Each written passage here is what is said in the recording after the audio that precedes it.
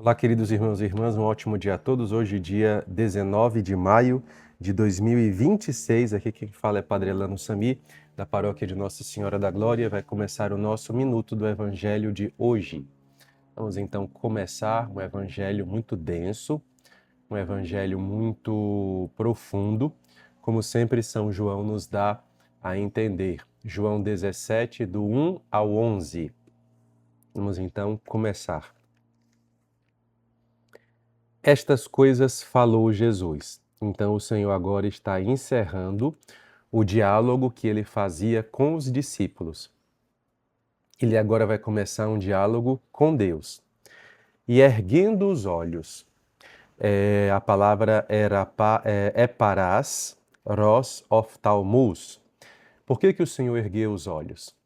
Os judeus geralmente rezam com a cabeça inclinada, com os olhos voltados para baixo ou com os olhos fechados.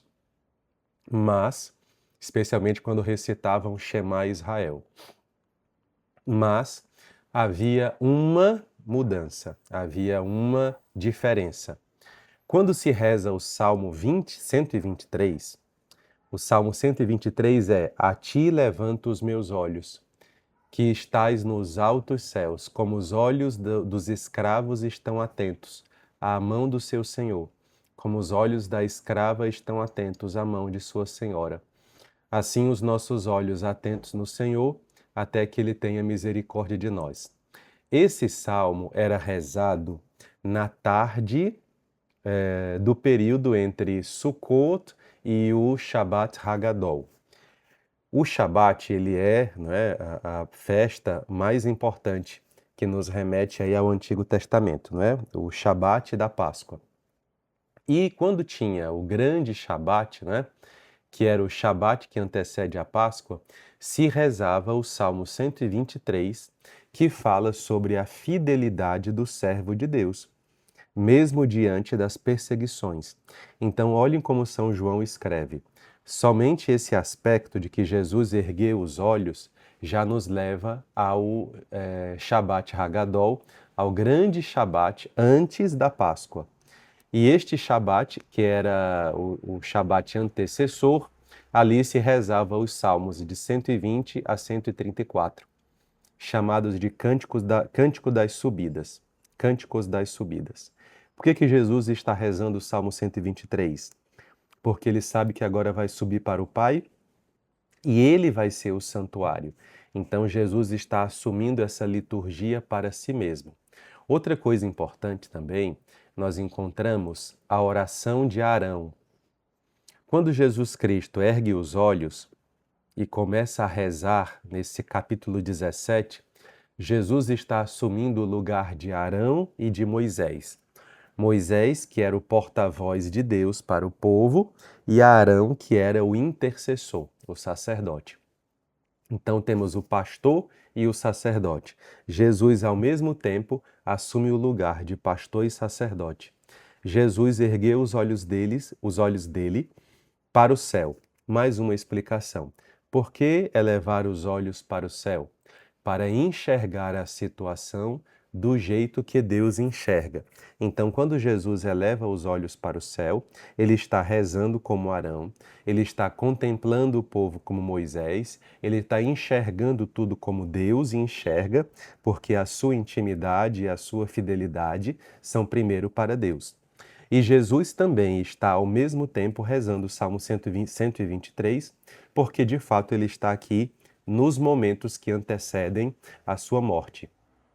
Então vejam a profundidade do Evangelho de São João. Repito isto para que você perceba que você está diante de um texto que eu considero um dos mais perfeitos.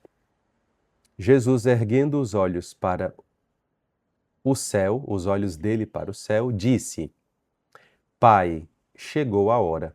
Então, quando ele chama Deus de Pai, Pater, que é o correspondente ao hebraico Abá, então nosso Senhor está como que rezando o Pai Nosso. Nos evangelhos de Mateus, Marcos e Lucas, o Pai Nosso é a oração da intimidade entre Deus e Jesus e é a oração da intimidade entre Jesus e os discípulos. Por que que São João coloca aqui Jesus rezando Pater, né? É Jesus dizendo: essa é a minha oração de intimidade entre Deus e eu, e a oração de intimidade entre os discípulos e eu. Eu estou amarrando a minha vida a Deus e estou amarrando os discípulos a mim. Jesus então disse: Pai, chegou a hora. O que é esse chegou a hora, não é? Chegou a hora, meus irmãos, corresponde àquilo que é dito por uma mulher quando chega a hora da gravidez. Então, a hora do parto. Então, chegou a hora, chegou o momento da morte, chegou a hora da última ceia, e chegou a hora como sendo o cenário da oração. O Cônios vai falar sobre isso, né? Que chegou a hora, é chegada a hora. A tradução melhor seria essa. É chegada a hora. Que hora que é chegada?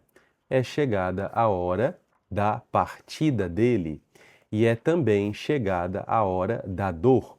É chegada a hora do parto. É chegada a hora da despedida. Então, é chegada a hora. Pai, é chegada a hora, glorifica teu filho. Mais uma explicação. Vão tendo paciência aí, tenham paciência. O que é, Padre, esse glorifica o teu filho, não é? Aqui nós temos uma referência direta à despedida de Moisés, que abençoou os filhos de Israel antes da morte, Deuteronômio 32 e 33. E nós também temos outra coisa muito importante. Por que que São João usa essa palavra glorifica? É o único evangelho que trata assim, né, a morte de Jesus. Livro da Glória, glorifica o teu filho. Ele já havia dito para a nós que nós seríamos como as estrelas do céu, da constelação que se espalha sobre o céu, não é? Para falar ali do martírio. E por que que ele vai usar agora a palavra glorifica? Quando eu vou usar a palavra glória em hebraico, eu uso três palavras. Quando eu quero dizer que uma pessoa está gloriosa, que uma pessoa está cheia de esplendor, eu vou usar a palavra tiferet, que significa uma pessoa que está ornada, que está plena, que está com todas as coisas de ornamento. Tiferet. Quando eu quero falar da glória, honra, o peso é a palavra kavod, que vem daí a palavra também jumentinho, que carrega peso. Então, temos a expressão glória no sentido literal, que é o peso da glória de Deus. Mas tem outra palavra para falar em glória, que é a palavra Shekinah. E Shekinah significa a presença gloriosa, Deus habitando no meio do povo. Então, quando Jesus diz, Pai, é chegada a hora, glorifica o teu filho, o que que ele está dizendo? Habite em mim, me orne de beleza, eu carrego o peso do teu esplendor. Então o Senhor está dizendo a nós essas três coisas, estas três palavras. É chegada a hora, glorifica o teu filho, para que o filho glorifique a ti. Glorifica, doxason, né? Em grego, glória significa dois significados principais. Primeiro, temos a palavra doxa, que é a que aparece aqui, que significa reputação, renome, majestade. E temos a palavra kleos, que significa heroísmo, não é? Nosso Senhor, em São João, utiliza a palavra doxa, doxason, glorifica o teu filho, que seria a reputação, o renome, confirma o teu filho, glorifica o teu filho para que ele glorifique a ti. O que é isso aqui? Vamos lá então explicar teologicamente. Primeiro é Jesus dizendo que o evangelho é todo para o Pai. Pai, tudo isso é para o Senhor. Tudo que eu vou passar agora é para o Senhor. Todo esse momento da Páscoa que eu vou passar, do Shabat Hagadol, todo esse momento é para o Senhor. Por isso, meus irmãos, que aqui desmorona todo o sentido do personalismo humano, não é? Fazer as coisas pelos outros. E também acaba aqui toda aquela irmandade que vinha do período da Revolução Francesa, não é? Essa irmandade humana, essa coisa do ser humano salvar o ser humano, tudo isso acaba. Jesus deixa claro que o evangelho é vertical, que a salvação é vertical. Glorifica o teu filho para que ele glorifique a ti. Tudo é para ti e para que o Senhor confirme aquilo que eu vivi. Para que tudo que deste a ele, dê a eles vida eterna. Então, como deste a ele autoridade, o que é mesmo autoridade em grego e latim? Autoridade significa a capacidade de fazer o outro crescer. Exousia.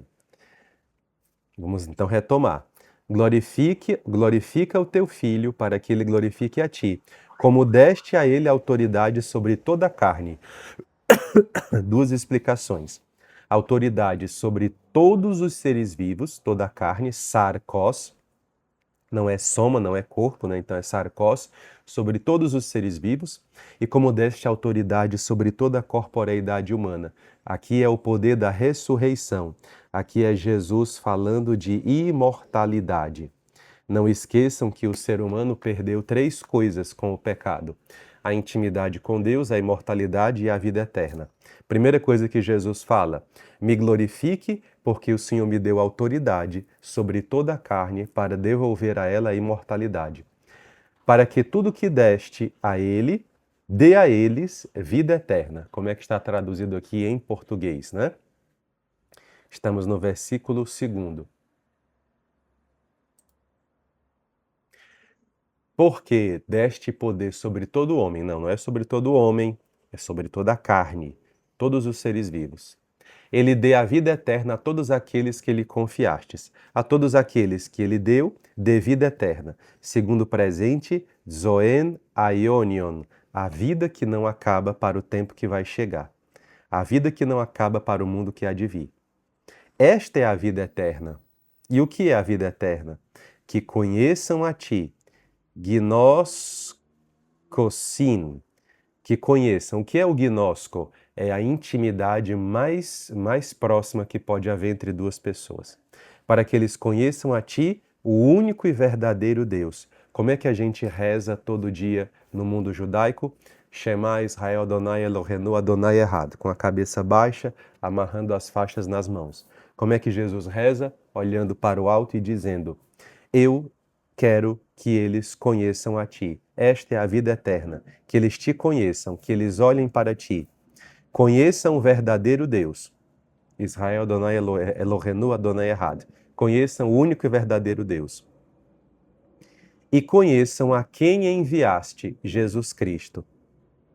E conheçam a quem enviastes. E conheçam aquele que o Senhor enviou, Jesus Cristo. O que é isso aqui? Jesus está tomando o lugar de... Tomando não, ele está assumindo o lugar de porta-voz de Deus.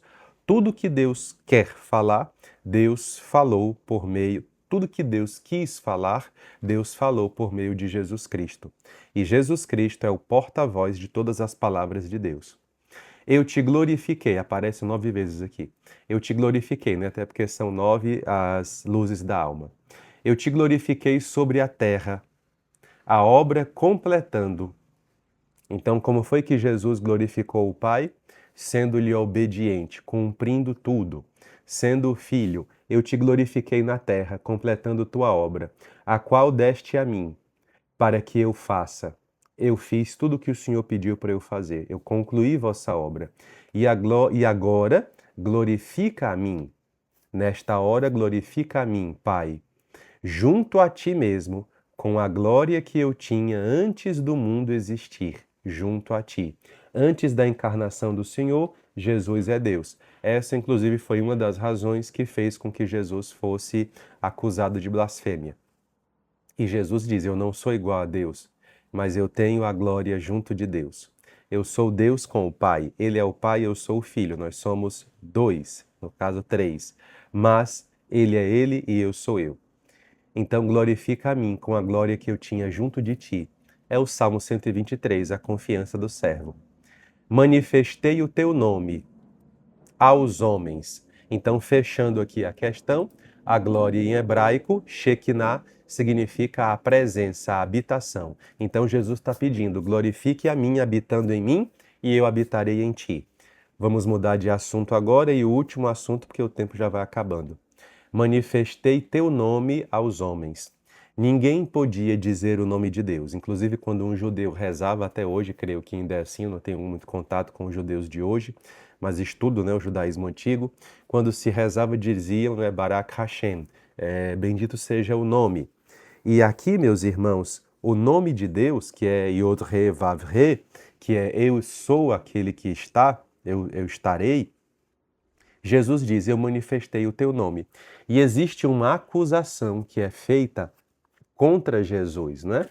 Uma acusação que é feita tentando derrubar a autoridade do Senhor.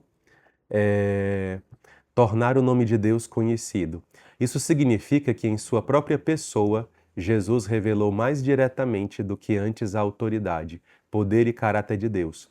Uma compreensão literal da frase, tornei o teu nome conhecido, tornou-se um tema desprezível do documento Toledot Yeshu, um escrito anti-evangelho do século IV, do século VI, que disse: o ofensor Yeshu cometeu algo digno de morte, pois era blasfêmia o uso não autorizado do nome de Deus. Então Jesus Cristo deu a conhecer.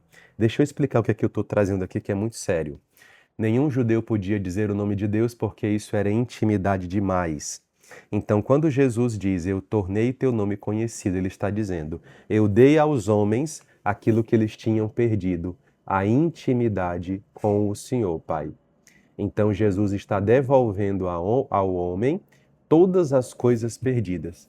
Pai, eu manifestei o teu nome aos homens, o nome que deste a mim do mundo. E os homens que deste a mim do mundo. Teus eles eram, e a mim os mesmos deste. Por que eles eram de Deus? O Antigo Testamento. Eles já caminhavam com Deus, já conheciam o nome de Deus. Mas Jesus fez isso ainda mais conhecido. Me deixem falar antes que eu esqueça, não é? É como se o Senhor dissesse, vocês agora estão rezando dentro de mim, vocês agora estão me conhecendo por dentro. Provavelmente São João está aqui falando como era a oração de Jesus. E é uma grande ousadia de João, mas João tem autoridade para isso, né? Então ele está dizendo, eu dei o teu nome a eles, àqueles que deste a mim, porque eles eram teus, e a tua palavra eles guardaram. De novo aquele verbo teressa, né? O verbo teresso, né, o teressai, significa reservar, carregar junto. Agora eles conheceram que todas as coisas que deste a mim, de ti são. Então todas as palavras que eu disse são as mesmas do Antigo Testamento. Eu não contradisse nada que o Senhor falou, eu não fui infiel em nenhum momento. Porque as palavras as quais deste a mim eu dei a eles. Então eu fui apenas o porta-voz. E eles receberam, elabon, e eles carregaram junto como um presente. E conheceram, ginossan, eles tiveram uma experiência íntima com o Senhor. Conheceram verdadeiramente que de ti eu saí, que eu sou o teu Yahid, que eu sou o teu enviado. E eles creram que tu me enviaste. Eles creram que eu sou o primeiro Shaliach, o primeiro enviado do Pai, para encorajar e para confirmar. Eu em favor deles peço. É a oração de despedida. Eu em favor deles peço. Erotó, não é? Estou suplicando por eles. Não a favor do mundo. Aqui Jesus está, mais uma vez, confirmando aquela tese que eu desenvolvi dos 9 inimigos. E Jesus está enfrentando aqui o mundo e dizendo, eu não vou rezar pelo mundo, porque o mundo já fez a sua escolha. Cosmo, não é terra, planeta, mas é cosmo. O mundo já fez sua escolha. Peço em favor dos que me deste a mim, porque eles são teus. Quem pertence a Cristo pertence a Deus. E as minhas coisas tuas são. Acabou? Deus lhe abençoe e lhe guarde em nome do Pai, do Filho e do Espírito Santo. Até amanhã, se Deus quiser. Curta, comente, compartilhe. Tchau, tchau.